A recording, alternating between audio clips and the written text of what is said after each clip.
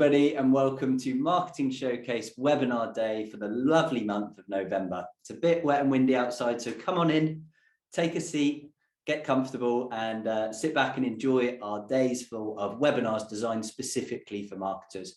Just going to allow the last few people to join this webinar as we go.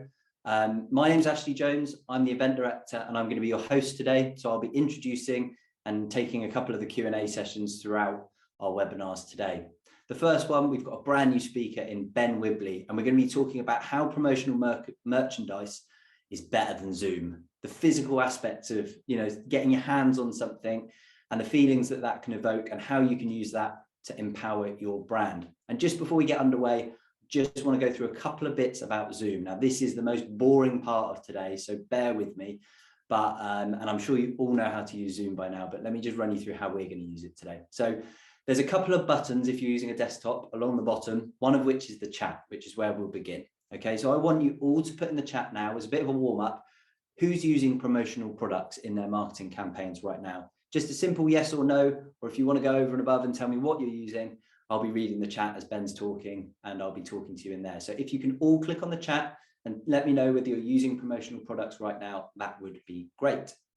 Separate to the chat, we have the Q&A. Now that's another little button at the bottom, and that will be saved exclusively for questions at the end of today's sessions that we'll ask Ben. So make sure if you've got any questions about how you could use promotional products, Ben's even in advance of this said that he doesn't mind taking some challenges. So if you've got a brand or you want to give us some of your scenario, load it in the Q&A and we'll give you some ideas of about how you can use promotional products in your campaigns. But any questions from today's session, pop it in the Q&A. So I think that's about it from me. If you've got any questions for me, just use the chat. I'll be in there for the rest of the session. Today's talk is being recorded. It's about 30 minutes long. So grab a notepad, a pen, and a coffee. Sit back, relax, and enjoy. So Ben, would you like to join me on the stage? Oh, good morning, Ashley. How are we? Morning, Ben. Really good, thank you. I'm looking forward to this session. It's obviously a new one for us. Slightly new content. We haven't covered anything like this, so I'm pleased to be joined by so many marketers and yourself to take us through this.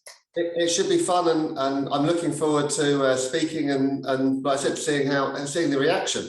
Yeah, cool. Well, look, there's lots of generally speaking in the chat. We've got, let me just pull it up. Most people are saying yes, they're using it. A few people saying limited. They use some bits, but hopefully this session is going to give some good ideas and some good inspiration. So I'm going to leave you to it, and I'll see you for the Q&A. Fabulous. Thank you. Okay. Good morning, everyone. How are we all? My name's Manic Ben from Manic Merchandise, and we're going to talk about more than just a freebie. Zoom is good, but freebies are better, and it's all about storytelling and how we connect with our audience. So if we start off, I'll just run you through what we are going to talk about today. Why you should listen, Zoom is good, freebies are better, storytelling and why products help with your storytelling and how they elevate you from the crowd.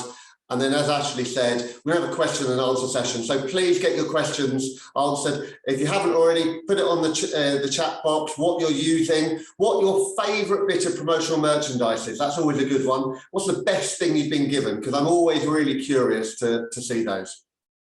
So a little bit about me. Well, I started Manic 5 years ago with the aim of doing things slightly differently. And my big thing was, we asked the question, why? Why are you giving promotional merchandise out? Why are you spending your hard-earned marketing money on promotional merchandise? What are you hoping to achieve out of it? We've been ranked in the top 10 promotional companies in the country for the past 5 years.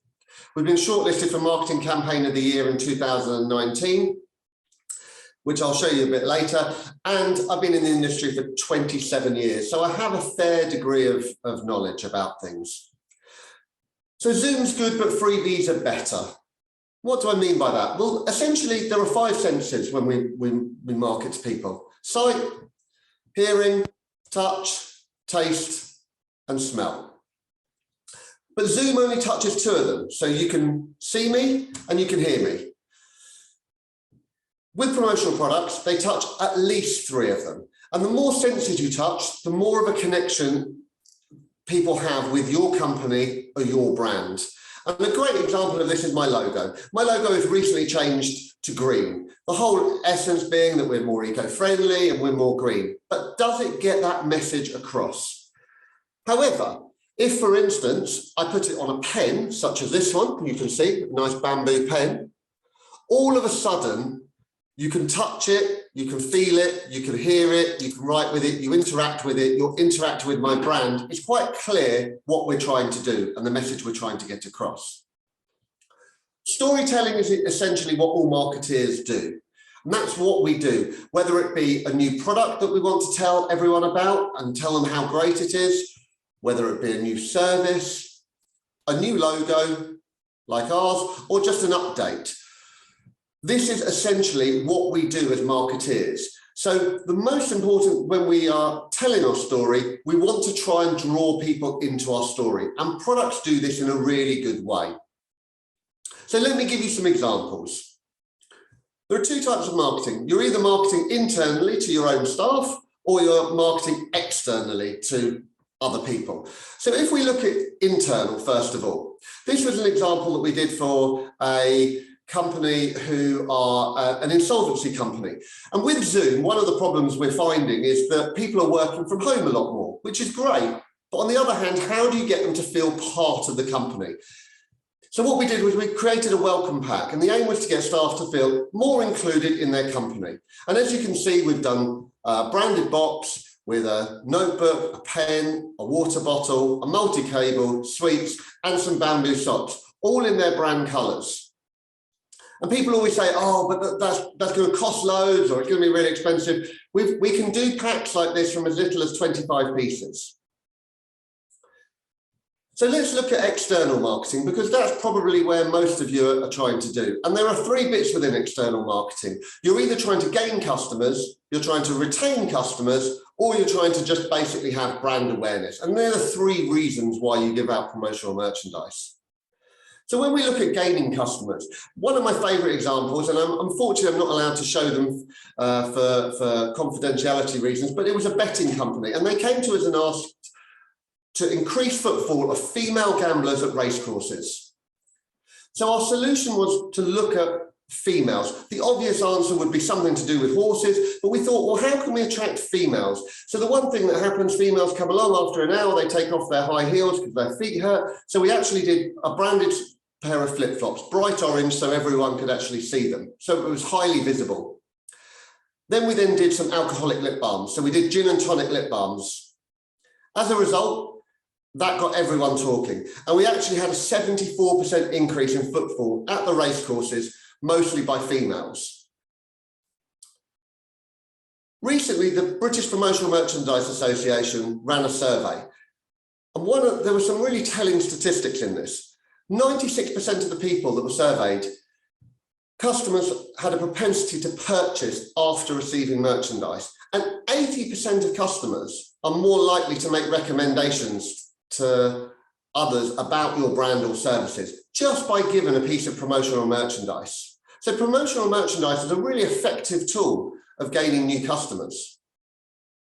So let's look at retaining customers and how we can use merchandise to retain a customer. So this was a bank, and what they wanted to do was they wanted to thank their loyal customers. A very simple piece.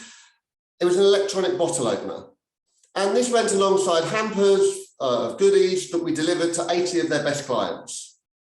Now, the piece of promotional merchandise had to be trendy enough because it was going in their home. So this is hence the reason why we had this electronic bottle opener, and we made the branded box as well. So that, again, it added to that brand awareness that we were talking about. So going back to the British Promotional Merchandise survey, when they were talking about retaining customers, 75% of customers who received branded merchandise are more likely to buy from you again. And what I would say to you is, tell me about that piece of merchandise that you can remember. Put it in the comment box, because actually that shows a really effective piece of merchandise. 83% of people can remember a piece of promotional merchandise they were given, and by who. And 96% of people believe brand merchandise increase the company brand awareness. So I'm going to show you something a little bit different. And this was to do with brand awareness. This is something that we've become famous for, and certainly what we were shortlisted for Campaign of the Year. And it's our branded apples. And if you come to any of the marketing showcase events, you'll more than likely see our branded apples. So we were approached by the ICC to do a promotional product, and we came up with branded apples, and we actually ended up doing 27,500 branded apples. 500 laser engraved apples with the ICC logo were given out at every single game. And the whole purpose of it was for brand engagement. We had over 1 million social media hits with these photos. On the back page of the Times, and also we were featured in Sky's sports montage at the end for our apples. So it did exactly what they asked for. And that's one of the really key things, knowing why you're giving it, who you're giving it to, and what you want to get out from it at the end of it. And that's something that we're here to help you with at Manic Merchandise. So let me go back to Ashley for our question and answer session. And please, if you've got any questions, you want to challenge me, now's the opportunity. I genuinely love a challenge, and I'd love to come up with some cool promotional merchandise for you. Ben, thank you very much. So, as he says, Ben loves a challenge. So let's talk about ideas for your brands and how we can get them, how we can get your brands in front of people and people touching things. So the first question, Ben's coming from Ruth, and it's a good one. Ruth's in a situation where her clients are senior procurement people for large corporations, and they've got really strict rules about whether they can accept gifts. And if they try and get fancy and do some nice stuff, does it get seen as kind of, I don't know, bribery or that sort of stuff? So have you got any advice on how to get around that? Yeah, do you know what? It's a common question. So the general rule with procurement, as most people know, is about a £5 limit. Anything up to about £5 is absolutely fine. But let's be clever with it. Let's be smart with it. You want to grab this procurement person's attention. So one of the things, simple things that we've done before is we've done something called a magic cube. And a magic cube is basically a cube with lots of ideas on the side that opens up, revealing new images all the time. So it allows you to showcase a huge amount of information in a really fun way to somebody. And it's something that somebody is going to be intrigued with. It's not something that they're going to benefit from. They're going to benefit from the ideas and what they're bringing to it, but they're not going to benefit long term. So therefore, you're not going to get in trouble from a procurement point of view. That would be good advice. Look into the chat. Oh, pardon me. Look into the chat now. We had several people at the start sort of giving ideas of what they're using. Yeah. And Emma's said something really relevant that I think you're gonna speak to. And she said she's using branded items regularly, but looking to be more sustainable next year. So talk to me about the drive towards sustainability within the promotional products industry. So this has been a big thing and an ongoing thing for about 5 or 6 years. But I would say in the last 2 years, COVID has accelerated this massively. More and more of our promotional companies and more of our factories now are becoming sustainable. And that's a really, really, really good thing. Now, you can't be green, everything can't be green, but let's just take pens, for instance. One of the things we can do is we can work with a company, say for instance, like a German factory who have a bioplastic pen, who actually allow you to organize free refills for yourself. So all you do is you log onto their website, put it in, there you go, free refill. And therefore then it allows us the life cycle of the product to be longer. But it is something that's really, really important to us. We actually brought out a eco brochure. This is all the latest kind of eco goodies and bits and pieces. It's on our website. This is made from recycled paper as well. So if anyone would like one at the end, please just click on the survey at the end and we'll make sure we get one of those sent out with some goodies for you. Cool. I tell you what, that's a good time for me to do that. Let me launch the poll now. So if anyone wants to get a surprise from Ben and the team at Manic, there's a poll up in the background.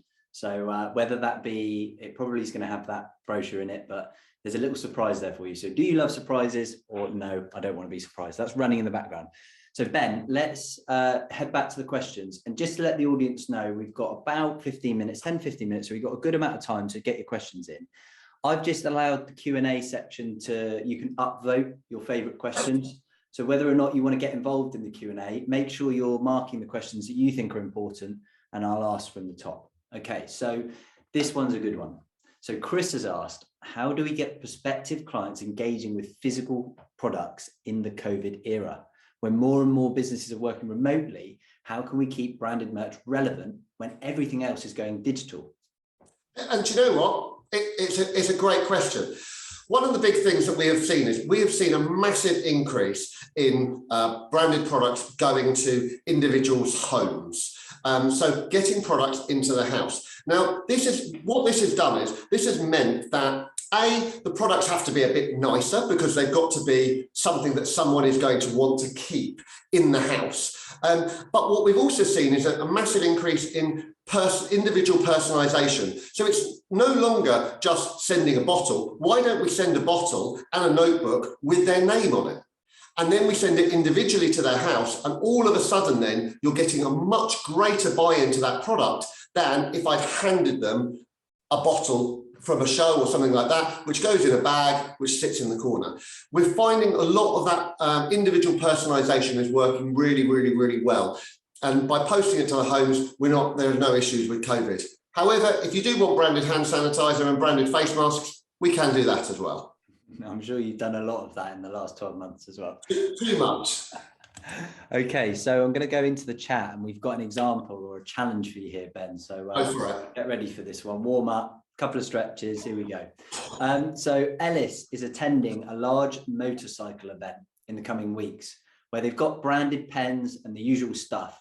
But what else would you suggest to look at, thinking outside the box? And he's given an example saying branded mince pies because it's Christmas, like your branded apples. But what are you thinking about? Motorcycle events, going to events? What are good things for events? And maybe give Ellis some good ideas. Sure. So Ellis, great. It's great. Thanks for the question. So let's think about motorcycle events. So the first thing that sprung to mind instantly are snoobs, which are the things that motorcyclists wear all the time, which are the things we can do branded ones of those.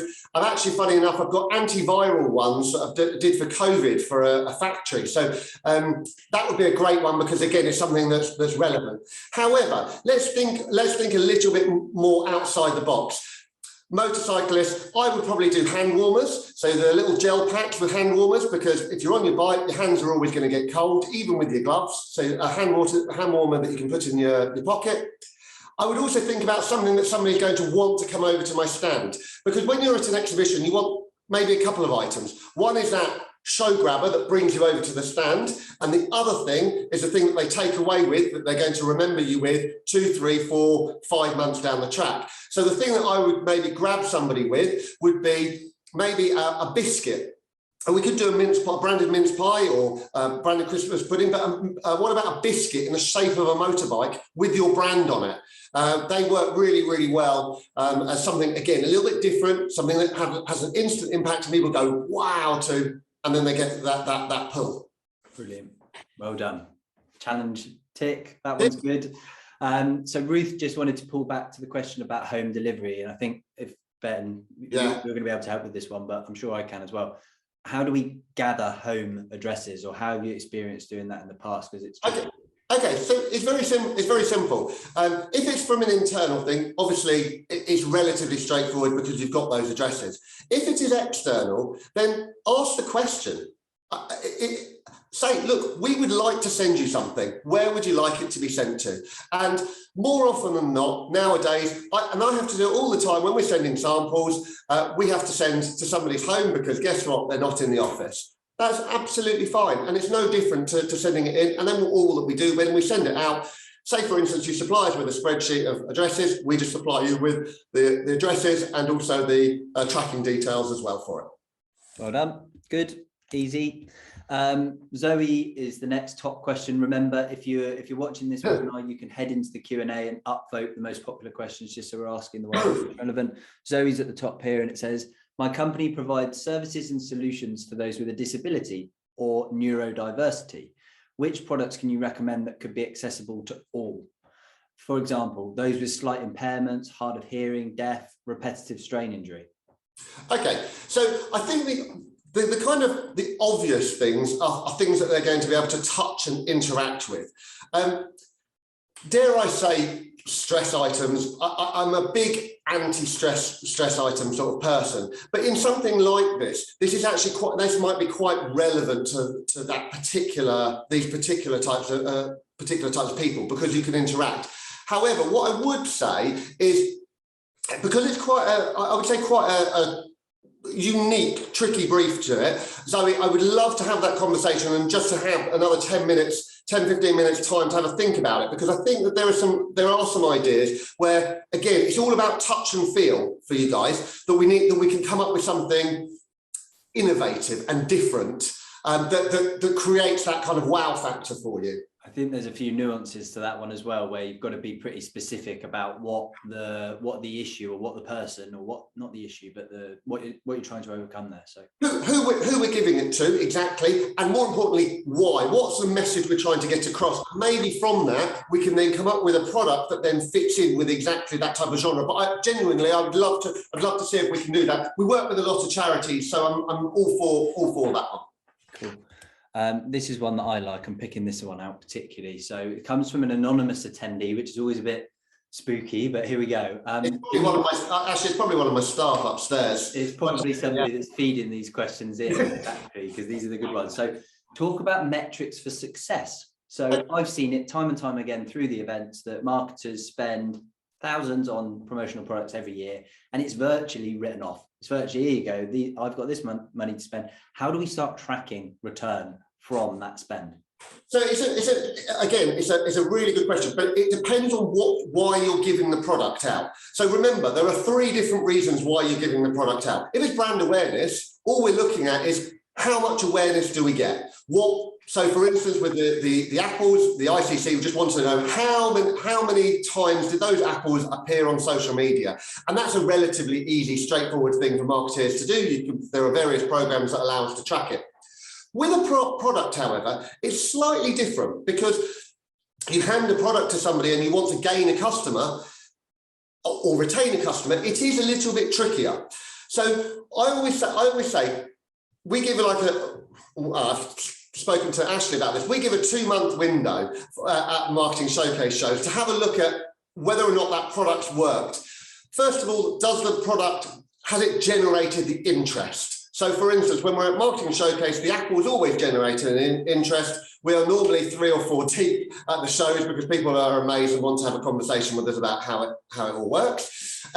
Then from that point onwards, we are systematic about going back to them, and then it's amazing how many times people come back to you with promotional merchandise. Because remember, promotional merchandise creates a feeling, and feelings are what connects you with brands and connects you with that element of it. So I think that it's not just about the immediate metric, but it's also about the long-term thing. And I was actually saying to Ashley only last week, I had a client who rang me. I'd never spoken to them before. They'd got one of our screen cloths, and they had the screen cloth for 5 years. And she rang me and said, do we do branded jackets? And I said, yes. And she actually placed an order for about £1,200 worth of branded jackets, all because she had one of our screen cloths from 5 years ago.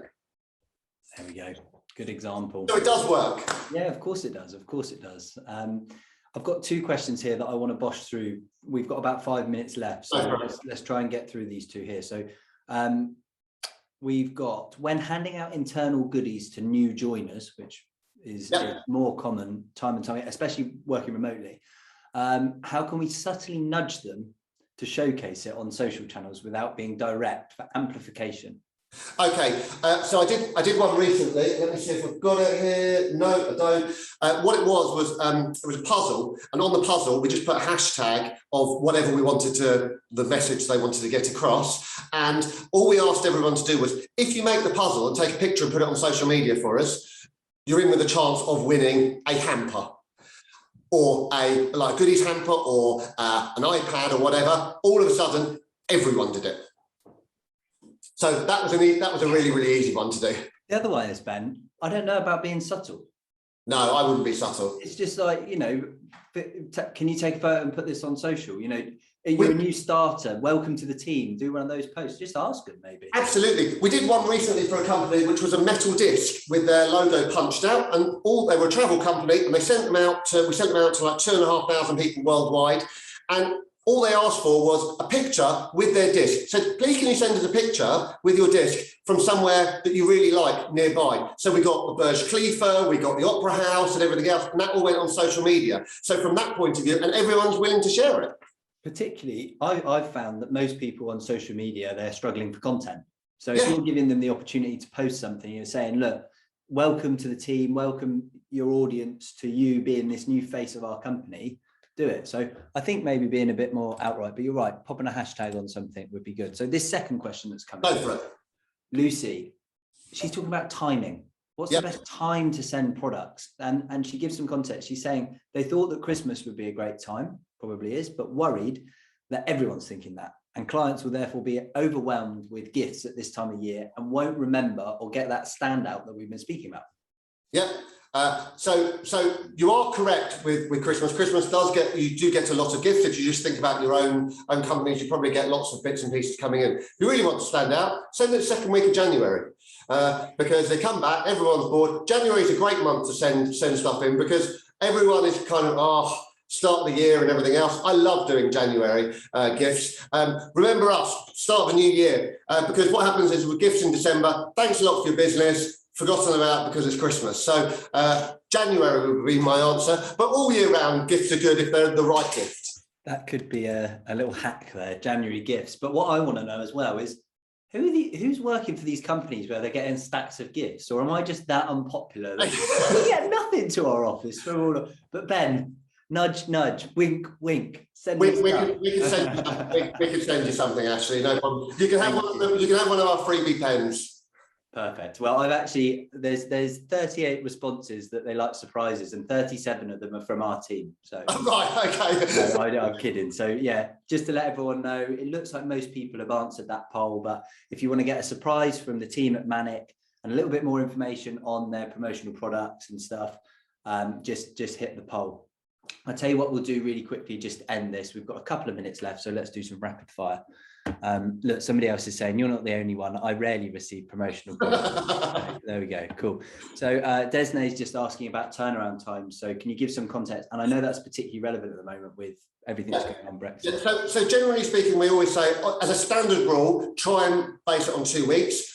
We can do things quicker, but at the moment, with shortage of staff, factories being very, very, very tight, obviously turnaround times are slightly longer than normal, but always roughly work out 2 weeks. However, obviously each product is very different and it depends on the branding. So come and talk to us, let us know what your delivery dates are, what you need them for, and then we can then make sure that we book things in accordingly. Okay, and then there's 2 last questions in there. So somebody's going to miss out because I've only got time for one, but I promise whoever doesn't get asked, I'll forward all your details so Ben can, they're asking for suggestions and stuff. So I'll make sure John, particularly, your example's going over to Ben and he'll get back to you. So I want to know about this one because it's particularly relevant to me and I'm selfish and heartless. So it's from Elaine and she said, have you ever done any nice packs that could be sent to people ahead of a webinar or an online event like this one today? So for people trying to enjoy those whilst they're joining in. This would be a good way of capturing physical addresses from attendees too. So absolutely. What was that? We've done some great ones. We've done a breakfast pack for breakfast meetings. So it gets sent out in advance. It's got like croissant and orange juice and bits and pieces like that. So we've done those. I've done sales conferences where we put together kind of bits and pieces for the sales conference. So you interact with the sales conference. So it was like football themed with football scarves. So if we know what the webinar is about, we might even be able to send a pack out that is particularly relevant to that particular webinar as well in advance. So they get it the day before. Ben, we missed a trick there. We did. Totally missed a trick there. Thank you for the question. That was a brilliant question, by the way.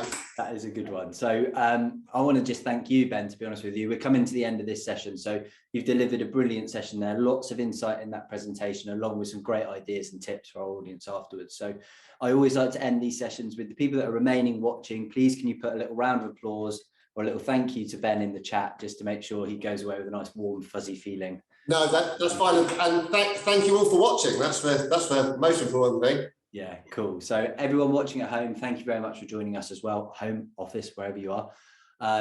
This was obviously the first session in today's webinar day. It has been recorded and I will send those out and you're welcome to distribute those to your colleagues or whoever you find might be interesting.